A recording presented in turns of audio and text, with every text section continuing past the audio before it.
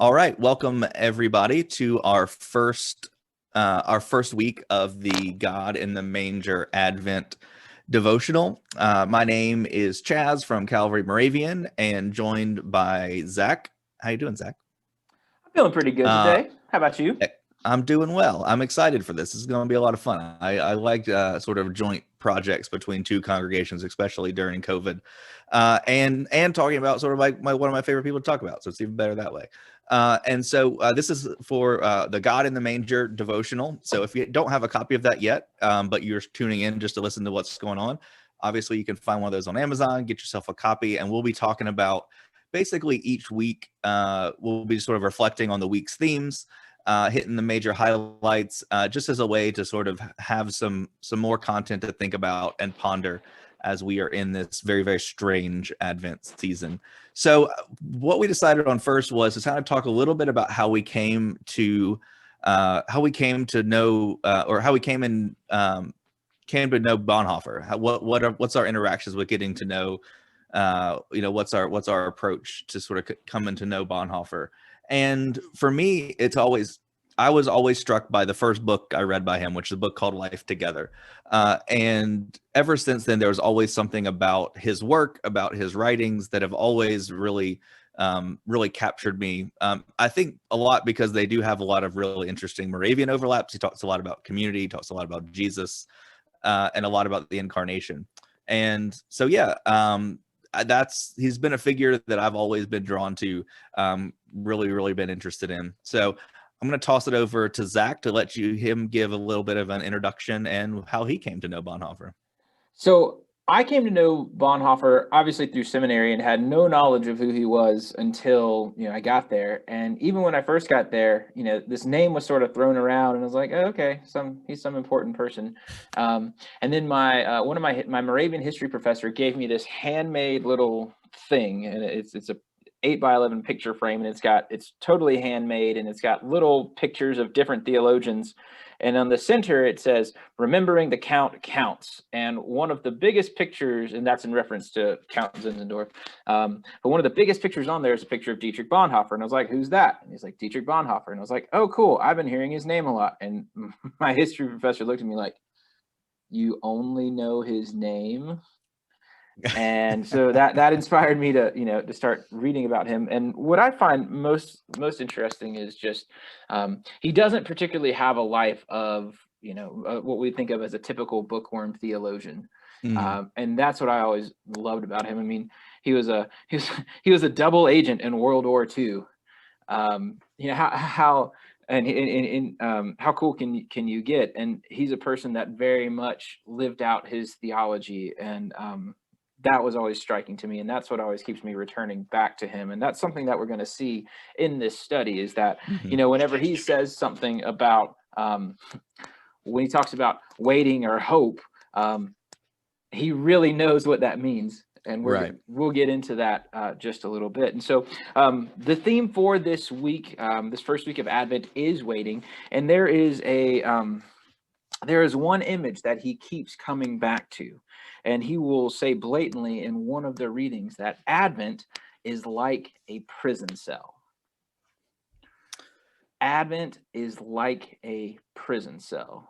So, Chaz, you want to give us some background on why he might be saying that? Yeah, for sure. Which is, and I just want to, I think the point you made is so true about his life too. I think one of the things that makes him such an interesting person to study is how much the story of his life reflected some of the major things that he wrote about. And this is a perfect example of that, because in what you'll notice is in the first throughout this first week, all of the Bonhoeffer quotes are coming from him writing from a prison cell. So to give you a little bit of background to sort of Bonhoeffer's narrative, so he was a German Lutheran pastor in Germany, obviously, and he was sort of coming up during the rise of fascism and Nazism, and he was a very early vocal opponent of that, and this obviously caused him to be very on the outsides of both the academy and the church, because the church in Germany was a state church. And so he eventually left Germany for a while, but actually was on the last boat that left from America, the last like public sort of boat that you could get a ticket on that left from America to go to Europe, and made his way back to Germany basically once the country was shut down and leading up to the major events of World War II. And what's so fascinating to me is, you know, like you got really famous theologians who are like, "Hey, man, stay in New York. don't go back. You're gonna die." Yeah, and a lot of he had a lot of people saying to him, you know, we can there was plenty of opportunity for him to not go back to Germany, but one of his big things was like he wanted to go through this with sort of his people, like with and which I think does speak very much to sort of his you know, sort of outlook. And so once he goes back, obviously he can't work in like the German church. There was sort of an alternative to the German state church, but at this point that's pretty much dissolved, because of, you know, at this point the war is getting more intense, and so he takes a job at basically a civilian intelligence part of the government, and ends up passing papers that were involved in a plot to assassinate Hitler, and that's what eventually gets him and some of his other family members arrested, and placed into a prison in Berlin. And this is where those writings are coming from.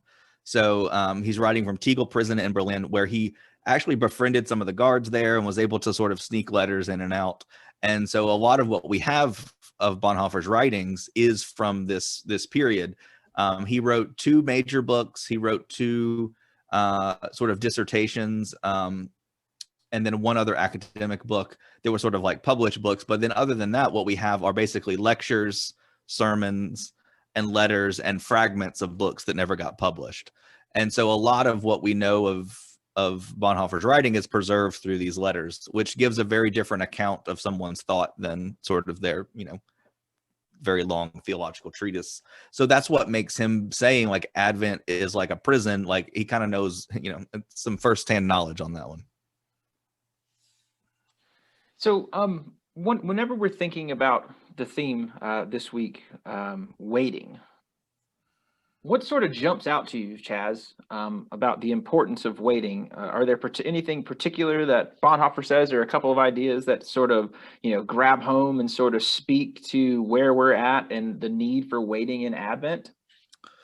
Yeah, I mean, obviously we talk about waiting and Advent every year that Advent comes around, you know, and we've probably heard many times that this is what Advent means, is this time of preparation, is getting ready for the birth of Christ. But I think all of this has like a very different resonant and different ring to it this year, obviously. And that's, I think, one of the reasons why we wanted to do this, was because this is such a different year to be talking about Advent. And for me, what really stands out, this is from the day 1 of the devotional, and he goes on and says Advent is a season of waiting, and then he says our whole life is an Advent season, talking about our whole life is a waiting for something. And then he goes on and he says we can and should also celebrate Christmas despite the ruins around us. And he's writing this to his parents from the prison cell. So at this point, like, this is a very different Christmas in Germany, obviously, right? So like, this is not like what their normal childhood Christmases would have been. This is Christmas during a war, and a war that's about to be over, and a war that's getting closer and closer to Berlin. And the reality is sinking in for particularly the, Bonhoeffer and his family was sort of upper middle class, so they would have been somewhat, isolated and protected in Berlin. But still, this is becoming like it's on the edges, that they know what's going on. And he says, and then he goes on to say, I think of all of you as you now sit together with the children and with all the Advent decorations, as in earlier years you did with us. We must do all this even more intensely, because we don't know how much longer we have. And I find that just very interesting to relate to sort of what we're going through now, because there is like, I think the whole idea of, Bonhoeffer's talking about the ruins around us being the effects of war. But I think you could draw a parallel to sort of what we're dealing with, particularly coming out of like the Thanksgiving holiday. Like a lot of us experienced like a very, very different Thanksgiving this year, one that we probably What'd you do for Thanksgiving? we got together with our family, but it was like not it was much more limited than it, it was a pared down amateur version of Thanksgiving compared to what we normally do. What about y'all? And the same thing. We had just as much family on Zoom as we did in person. That's pretty cool. Except when you have a Zoom call over Thanksgiving and you do it while you're actually eating, you realize how much you actually chew and everybody's actually chewing at the same time. Right. So you're on a Zoom call of just watching people eat. Yes. But what was particularly different, or not different because we haven't experienced this yet, is that this is, for those of y'all who don't know, my wife Jamie and I, we have our first child. She's 4 months old 3 days ago, and we never particularly imagined of a time of families being together with half of them being on Zoom and us having to, introduce our newborn through a computer screen. And so it was pared down, like you say. There's less food because there's less of us, and it was just trying to sort of, maintain that same sense of spirit and joyfulness and family and what are we thankful for in the midst of a situation that was so very, very different. And I think for even us, like a lot of the other things that go along with the very sort of menial things that go along with Thanksgiving, like when we watch the Thanksgiving football games, right? Like those aren't even the same. One of them, I think, even got like canceled because of, I don't even know. There's only 2 instead of 3. And like, even when we watch them, it's like, there's no crowd, and it's all of even just the little stuff that is pretty insignificant in the grand scheme of things. All are reminders of how very different this season of waiting is. And what I find interesting, to go back to our sort of main theme of, that sense of prison cell, is that he's suggesting that there is the possibility to still have the same, underlying feelings when everything is gone away. Right. And one of the things that I particularly love is that he sort of highlights this idea that if you have everything that you want right away, and there's no sense of waiting, and there's no sense of, as he puts it, hopefully expecting, then you don't have this, you don't know what it's like to have fulfillment.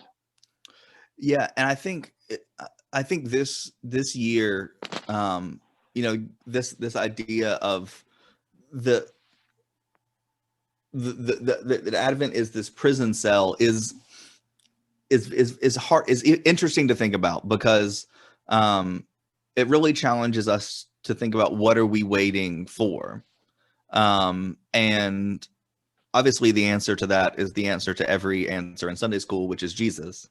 But I think there's a deeper sense of like, what is it about like Christ specifically that we're waiting for? And I think this can remind us that in some ways we are waiting for a disruption. We forget how much Christ's incarnation was a disruption, and intended to be so, and a disruption to the social order, a disruption to, it was a disruption to Mary and Joseph for sure. Even to like Herod and the whole state, like Jesus is very much an interruption. And that's something that in the history of the early church, that wasn't lost on them. Right.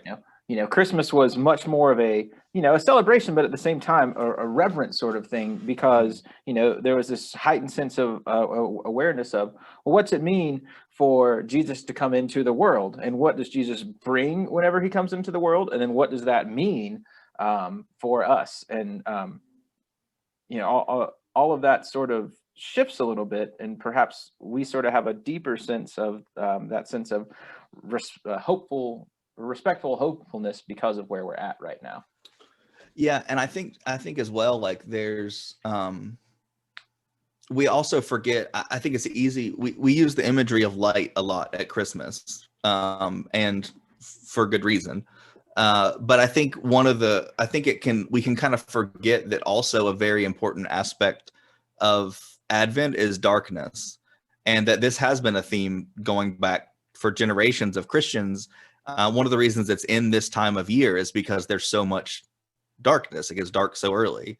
And I think we have to remember that we can't jump ahead to the light without sort of really, like, there's a reason we have 4 weeks before we get to the light, right?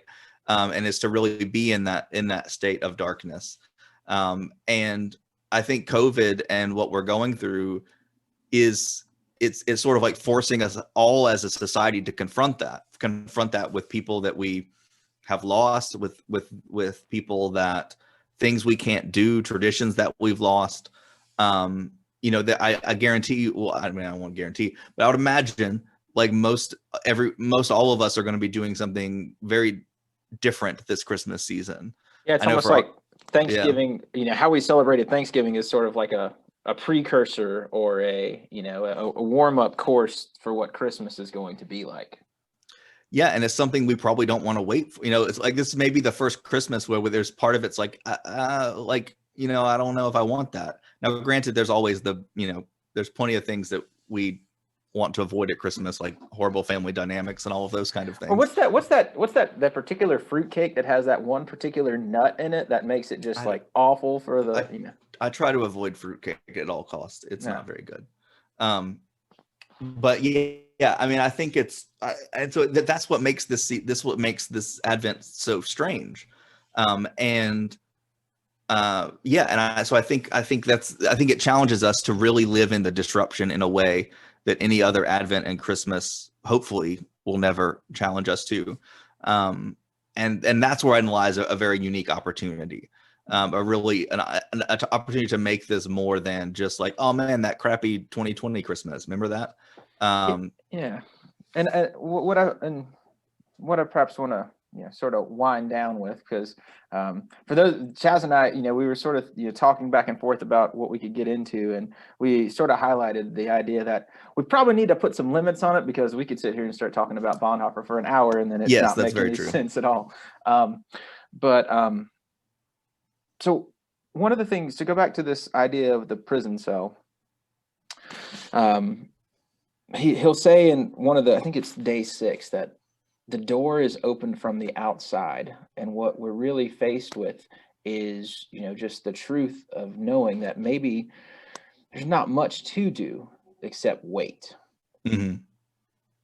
And as you were talking about just all the craziness that's going on in 2020, and the holiday seasons of 2020, it sort of speaks to that idea of there's not much, we can't get ready for it like we normally do. Mm-hmm. We can't particularly imagine, gatherings of 20 or 30 like we normally do. And so we're left with this sort of, we know this is coming and we know that it's going to be different. And we're sort of, caught in just sort of that, that space of just sort of sitting there with that, and mm-hmm. just knowing that that's what we're sort of waiting for, is something that's going to be different. Yeah, and so I think, like you say, it's just this speaks to us in such a different way. And you talk about the parts of his writings that really grab you. The one that gets me almost teary is when he's writing, from his prison cell, and he says, and y'all read this on day 3, is that I think we're going to have an excellent Christmas. And mm-hmm. the simple fact that we can't get ready for it the way that we normally do is going to make it that way. And it's going to confront us with the question, can we be satisfied with what is essential? Right. As far as the celebration of Christmas. And that's all, and that's all because he's here, he's in this cell, and he really can't do much. Mm-hmm. And that sort of goes back to sort of where we are. Yeah. And I think that's a theme that we can kind of run with too throughout this, that we'll see come back up, is, and, we can even talk about how a lot of these themes are important for Bonhoeffer, not just in talking about Advent, but in the way that he talks about faith and Christianity and Christ in general. Like these are very important themes for him throughout his work. And how he lived that out. Right, very much so. That these weren't just concepts, that these were things that he put very much into practice. Cool. Chaz, do you have you got any sort of closing thoughts about waiting? I mean, I think the biggest one is that I don't think it's going to be fun this year. You know, sometimes I think we wait for something that's exciting, but I think we're still going to find, I think there's still going to be something at the end of this waiting that may surprise us. So that's what I got. Well, I hope that this has been a special time for y'all. I hope it's been a good introduction. I hope that we haven't rambled too much, and that we'll see. One thing we are going to invite you to do is that if you have any comments as you're reading through this week, you can reach out to either Chaz or myself, and we will, next week, if there are some things that we thought were pretty insightful, we might share them. We might base some of our conversation off of it. But most of all, we just hope that this is a helpful study that you enjoy and perhaps gives a little bit of insight about how to perhaps celebrate Advent in a different time and still find meaning in it. Gotcha. So. Yeah, and I think it's gonna be exciting. So why don't we let them know? How do we want them to get in touch with us? Either text, email, Facebook. Yeah. And then Chaz and I will, we plan before we start recording, and we'll throw the stuff around and go from there. Sounds good. I hope y'all enjoyed it. Chaz, thank you so much, and thank y'all for being a part of this. And we look forward to hearing from you, and look forward to talking more about Advent and talking about Bonhoeffer next week. All right, sounds good. All right, thanks again, Chaz. Y'all have a great rest of your day. Bye.